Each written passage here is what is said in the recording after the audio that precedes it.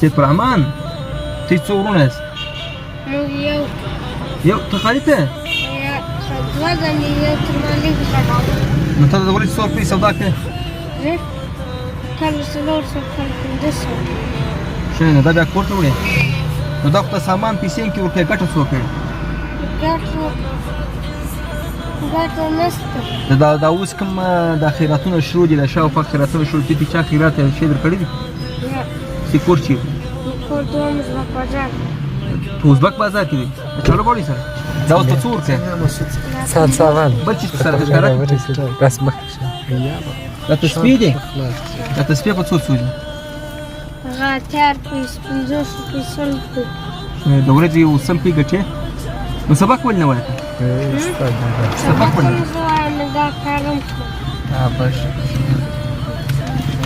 ښه دا په 50 پې دي دا 50 پې دی ته نو سلی ورکړه یو خو ښایسته چک بس بقایا نه غواړم بس هغه تر سره کښېږده هغه بیا هغه په دا ستا ګټه تا لا ګټه نه کوي او 50 پې ستا ګټه 50 پې شی ټیک